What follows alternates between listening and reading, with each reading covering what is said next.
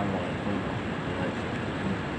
Perkenalkan, nama saya David Hasanuddin, program studi biologi terapan, jurusan biologi Fakultas Universitas Lampung.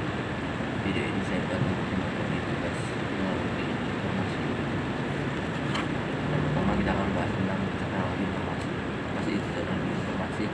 Adalah suatu studi, perencanaan, pengembangan, implementasi, dukungan atau manajemen informasi yang berbasis komputer, khususnya menggunakan perangkat keras, hardware atau software.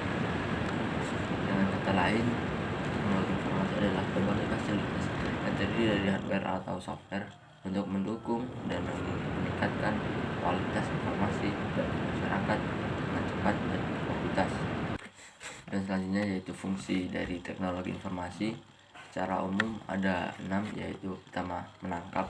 Jadi teknologi informasi ini dapat mengkompilasi catatan-catatan detail dari berbagai aspek, misalnya menerima input dari keyboard, scanner, mic, dan lainnya. Dan yang kedua yaitu mengolah atau processing. TI ini dapat mengolah atau memproses data dan yang diterima dari suatu informasi baru atau informasi lama dan mengubahnya dan informasi baru atau yang lebih efisien dengan Microsoft Word, tabel, dan lain-lain. Yang ketiga itu menghasilkan atau generating. Teknologi informasi akan menghasilkan atau mengorganisir informasi ke dalam bentuk yang berguna, misalnya grafik, tabel, agar lebih efisien dan mudah dipahami. Yang keempat, penyimpanan atau storage. TI dapat merekam informasi suatu data dalam suatu media yang bisa berbentuk flash disk, CD, hard disk, dan lain-lain. Jika kita bisa simpan, maka berarti fungsi yang kelima, kita dapat mencari kembali atau menelusuri kembali file kita yang sudah kita simpan, yaitu retrieval, mencari kembali. Jadi TI mampu mencari, menelusuri kembali informasi data yang sudah pernah kita simpan. Yang kedua itu sebagai transmisi. TI dapat mengirimkan data atau informasi dari satu lokasi ke lokasi lainnya dengan memanfaatkan jaringan komputer. Dan selanjutnya yaitu komponen teknologi informasi. Dalam aktivitas teknologi informasi terdapat 5 komponen utama di dalamnya, yaitu pertama, perangkat keras atau hardware adalah perangkat komputer yang digunakan sebagai operator atau brainware. Hardware terdiri dari prosesor, memory card, peripheral, input atau output device, dan kabel data. Dan selanjutnya yaitu perangkat lunak, software. Software adalah media yang menjembatani antara sistem dasar menuju ke brainware atau operator. Software ini membantu mengoptimalkan fungsi hardware dengan menerjemahkan berbagai instruksi yang diberikan oleh operator. Software dibagi menjadi 2, yaitu software system yang kita kenal OS. Dengan adanya OS, maka hardware menjalankan software aplikasi untuk menjalankan oleh user atau operator. Beberapa OS yang populer diantaranya Windows, Linux, Unix. Dan yang kedua itu software aplikasi. Ini merupakan aplikasi pendukung berada pada OS untuk memaksimalkan kinerja komputer. Beberapa software aplikasi yang cukup populer yaitu Microsoft Office, Photoshop, CorelDRAW, AutoCAD. Yang ketiga yaitu Infoware. Ini adalah suatu dokumentasi dari sebuah informasi atau data. Dan yang keempat yaitu Fireware. Ini adalah media penyimpanan yang permanen. Fungsinya adalah sebagai tempat storage atau penyimpanan berbagai data di sebuah komputer. Dan yang kelima yaitu brainware user, adalah komponen paling penting dari teknologi informasi. Tanpa adanya brainware, maka komputer tidak akan bisa beroperasi. Sebenarnya fungsi komputer itu adalah alat penunjang kebutuhan seorang user. Dan apa sih tujuannya orang itu meningkatkan teknologi informasi? Yang pertama itu untuk membantu manusia dalam memecahkan suatu masalah agar lebih efisien. Yang kedua itu mendukung dan membuka kreativitas manusia. Dan yang ketiga itu meningkatkan efektivitas dan efisiensi dalam penyelesaian pekerjaan. dan mempermudah komunikasi. Dan pada zaman intelektual atau zaman maju sekarang ini, peranan teknologi informasi ini sangat besar sekali dalam bisnis. Contohnya itu yang pertama itu mempermudah komunikasi melalui WhatsApp ataupun hanya email melalui software tersebut. Jadi kita bisa mengirimkan komunikasi kita sangat cepat dan efisien. Kemudian untuk manajemen data, yang ketiga sistem informasi manajemen, yang keempat customer relationship management yaitu CRM, yang kelima bisnis dapat beraktivitas selama 24 jam sehari, bisa full walaupun kita tidak online terus, tapi aplikasinya bisa online terus. Dan keenam adalah ini peluang di bisnis di internet bisnis. Yang ketujuh mengurangi biaya operasional dan produksi, jadi bisa lebih cepat. Dan selanjutnya yang akan kita bahas adalah materi OS. Nah, OS sendiri kan tadi kita sudah ketahui bahwa komponen dari suatu teknologi informasi. OS atau sistem operasi adalah salah satu perangkat lunak atau software yang bertanggung jawab mengatur, mengontrol kerja perangkat keras atau hardware dan menjalankan aplikasi atau software di dalam suatu sistem komputer. Dengan kata lain, adalah sistem yang mengendalikan operasi dasar dan memastikan sistem dalam komputer dapat berjalan dengan semestinya. Cara kerja sistem operasi yaitu pertama, user kita menggunakan aplikasi yang memberikan perintah, dengan selanjutnya menuju ke OS dan hardware, dan dari hardware dia akan menjalankan perintah melalui OS, selanjutnya ke aplikasi, dan kita terima perintah kita atau hasil dari perintah kita itu kembali ke user. Fungsi sistem operasi sebagai suatu perangkat lunak dalam komputer. Sistem operasi memiliki beberapa fungsi penting. Tanpa adanya OS, maka komputer tidak dapat menjalankan program dan fungsinya. Beberapa fungsi utama OS adalah: yang pertama, menjalankan operasi dasar. Fungsi utama dari OS yaitu menjalankan operasi dasar pada komputer. Yang kedua, mengatur kerja hardware software. Yang ketiga itu pada program atau aplikasi, sehingga aplikasi bisa digunakan untuk menunjang kebutuhan pekerjaan atau lainnya. Yang keempat, menyajikan tampilan layar komputer. Yang kelima yaitu mengkoordinasi kerja perangkat komputer.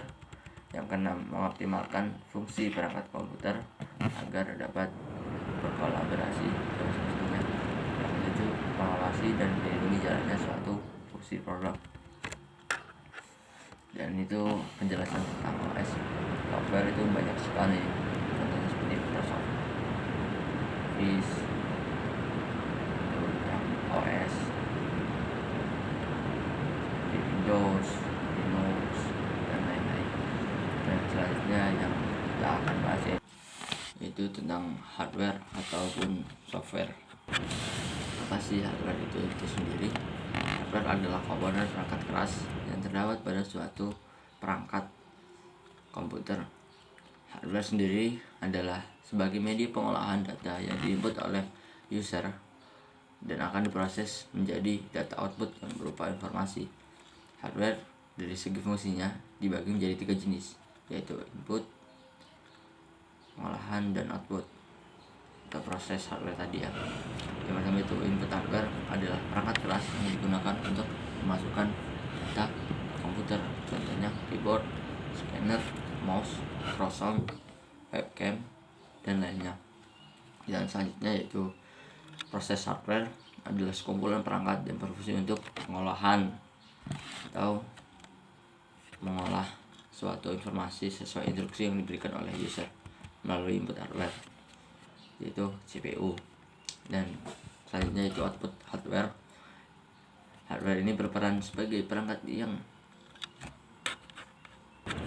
menampilkan data pengolahan atau hasilnya seperti monitor, printer, speaker, dan lain-lain. Dan selanjutnya yaitu software. Software adalah perangkat lunak, istilah digunakan untuk data yang telah diformulasikan menjadi data hasil atau dapat disimpan dengan dalam bentuk digital. Jadi software ini yang menjembatani antara operating dasar dengan user atau operator. Sama halnya dengan hardware, software juga dibagi menjadi 3 jenis, yaitu sistem software adalah software yang dirancang dan dikembangkan untuk mengendalikan hardware, contohnya seperti OS dan driver perangkat. Dan selanjutnya yaitu application software, merupakan perangkat lunak yang digunakan untuk mengolah data pada komputer, contohnya Microsoft Office, Corel Draw, Adobe Photoshop, dan lain-lain. Dan selanjutnya itu malware, adalah software ini merupakan perangkat lunak yang sengaja dibuat untuk merusak sistem seperti antivirus, Madoff, dan lain-lain. Ini sangat penting karena file kita jika terkena virus maka akan rusak, maka kita perlu antivirus. Oke, selanjutnya kita akan mencoba menjelaskan tentang pengolahan data. Pengolahan data adalah manipulasi data menjadi bentuk yang sebuah informatif. Informatif adalah hasil pemrosesan data dalam bentuk tertentu yang lebih bermakna daripada suatu kegiatan atau peristiwa seperti dibuat grafik, tabel, itu lebih efisien. Ada 4 klasifikasi alat pemrosesan data yang harus diketahui, termasuk peralatan manual atau alat pemrosesan data sederhana. Dengan faktor penting ialah penggunaan alat bantu manusia. Ada beberapa fungsi pemrosesan data, yakni yang pertama, mengolah data sebagai melakukan proses aritmatika dan logis untuk data yang dapat disimpan. Selanjutnya, memproses data sebagai menyimpan hasil hingga hasil akhir dari pemrosesan. Selanjutnya, memproses data sebagai pengambilan program dan data dalam input atau bentuk input. Yang selanjutnya, pemrosesan data sebagai menyediakan pemrosesan dan menyimpan program data. Selama pemrosesan data yang disimpan juga dapat ditampilkan dan dicetak. Dan jenis-jenis data. Jenis data dapat dikelompokkan berdasarkan jenis pengambilannya, waktu pengambilannya, sumbernya, dan jenisnya. Berikut adalah penjelasan lengkapnya. Data berdasarkan cara memperolehnya, yaitu data primer, ialah data baru atau data asli yang dikumpulkan langsung dengan orang yang telah melakukan sebuah penelitian. Dan jenis data berdasarkan sifatnya, yaitu data kualitatif, ialah data yang diekspresikan dalam bentuk kata, simbol, atau gambar. Contohnya kuesioner, kepuasan pelanggan dengan layanan perusahaan. Dan selanjutnya, data berdasarkan waktu pengumpulannya adalah data cross-sectional, ialah data yang dapat dikumpulkan hanya pada waktu-waktu tertentu sebagai mengetahui situasi pada saat itu. Contohnya sebuah data penelitian dengan kuesioner. Dan jenis data berdasarkan sumbernya. Data internal ialah data diambil dari organisasi dan menggambarkan suatu status organisasi. Contohnya adalah sebuah informasi tentang jumlah modal, jumlah karyawan, dan lain-lain. Dan fungsi data secara umum itu apa sih?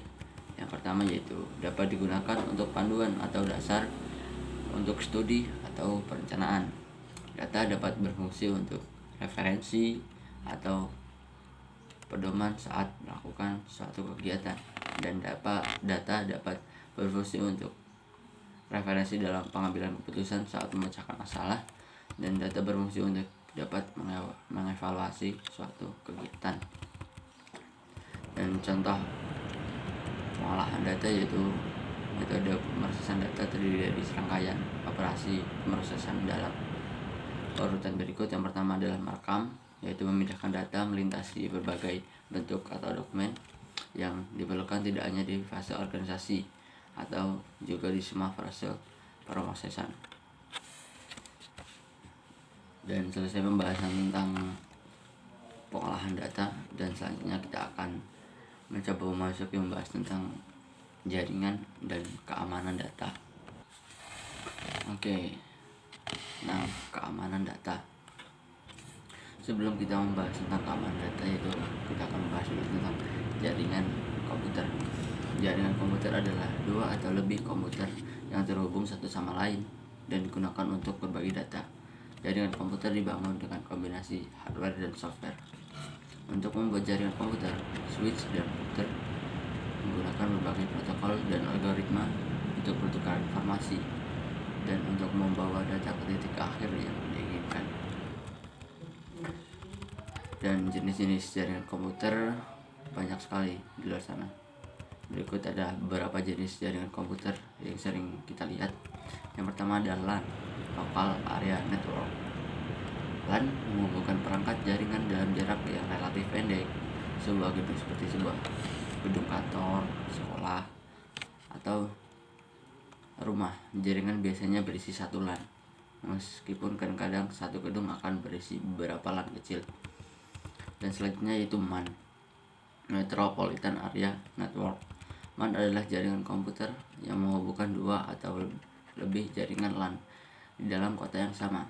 Kalau jarak yang menghubungkan dua LAN sudah tidak mungkin untuk membangun jaringan, maka jaringan MAN digunakan. Ini lebih besar dari LAN tetapi lebih kecil dari WAN. Dan selanjutnya adalah WAN, Wide Area Network, yang juga bisa dibilang sebagai kumpulan LAN yang terlalu besar atau yang tersebar secara geografis. Perangkat jaringan yang disebut router menghubungkan LAN WAN. Dalam jaringan IP, router menyimpan alamat LAN dan alamat WAN. WAN berbeda dari LAN dalam beberapa hal penting. Sebagian besar WAN seperti internet tidak memiliki oleh suatu organisasi, melainkan sebuah kepemilikan dan pengelolaan kolektif atau terdistribusi. Dan selanjutnya yaitu PAN ataupun Person Area Network.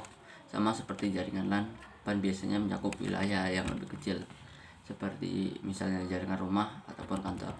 Dan selanjutnya yaitu CAN yaitu Campus Area Network. Bisa dibilang mirip dengan MAN namun terbatas pada area pendidikan, yaitu universitas, akademi, dan lainnya.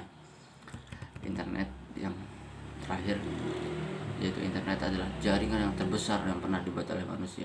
Internet menghubungkan jutaan perangkat komputasi termasuk PC, laptop, dan lainnya, dan masih banyak lagi. Yang selanjutnya yaitu VPN, Virtual Private Network, adalah solusi untuk menyediakan koneksi internet yang aman. Sebagai contoh, sebuah perusahaan memiliki dua kantor, satu di Jakarta dan di Bandung. Dalam hal perusahaan dapat menggunakan VPN untuk menghubungkan kedua kantor. Ini yang lebih aman dan bisa digunakan untuk transmisi data. Dan selanjutnya yaitu keamanan data. Data adalah bahan baku yang terbentuknya informasi. Data dapat berupa angka, karakter, simbol, gambar, ataupun lainnya. Dan keamanan informasi adalah suatu upaya atau usaha khusus diperuntukkan untuk melindungi dan mengamankan aset-aset informasi terhadap ancaman yang mungkin akan timbul serta membahayakan aset informasi tersebut. Dalam proses pengamanan data dan informasi terdapat beberapa jenis strategi yang dilakukan seperti berikut. Contohnya, yang pertama yaitu physical security, adalah keamanan informasi yang memfokuskan pada strategi untuk mengamankan individu atau anggota organisasi dan tempat kerja dari bencana alam, kebakaran, dan lain-lain. Physical security memfokuskan pada aset fisik dan aset informasi. Yang kedua itu personal security, adalah keamanan informasi yang memfokuskan pada keamanan personal berhubungan dengan keamanan physical security. Yang ketiga yaitu operating security, adalah keamanan informasi yang membahas mengenai strategi suatu organisasi agar organisasi tersebut dapat mengamankan kemampuannya. Dan keempat adalah communication security, adalah keamanan informasi bertujuan untuk mengamankan media komunikasi dan memanfaatkan media tersebut untuk mencapai tujuan organisasi. Yang kelima adalah network security, adalah keamanan informasi yang memfokuskan pada pengamanan peralatan jaringan ataupun data organisasi. Strategi data itu sendiri dilakukan guna mencapai aspek keamanan data dan informasi. Aspek aspek tersebut seharusnya diperhatikan atau dikontrol dengan semestinya dan dipahami dan diterapkan. Beberapa aspek yang terkait informasi yaitu yang pertama, confidentiality, yaitu keamanan informasi. Seharusnya bisa menjamin bahwa hanya mereka yang memiliki hak yang boleh mengakses informasi tertentu. Yang kedua, integrity, keamanan informasi seharusnya menjamin kelengkapan informasi dan menjaga dari korupsi. Viability, keamanan informasi seharusnya menjamin pengguna dapat mengakses informasi kapanpun tanpa gangguan. Yang selanjutnya itu privasi, informasi yang dikumpulkan, digunakan, dan disimpan oleh organisasi adalah dipergunakan untuk hanya tujuan tertentu. Dan selanjutnya itu identification, adalah sistem informasi memiliki karakteristik informasi jika bisa mengenali penggunanya. Dan yang keenam, authentication, yaitu terjadi pada saat sistem dapat membuktikan bahwa pengguna memang benar yang memiliki identitas yang diklaim. Yang ketujuh, authorization. Yang kedelapan, accountability. Dan terdapat metode keamanan data dan informasi. Contohnya yaitu pertama, password, ini cara yang paling umum. Yang kedua, enkripsi, adalah proses pengubahan atau konversi penyajian suatu informasi ke bentuk yang lain. Mungkin sekian tentang pembelajaran hari ini. Kita sama-sama belajar. Terima kasih atas perhatiannya. Apabila ada kesalahan saya mohon maaf. Assalamualaikum warahmatullahi wabarakatuh.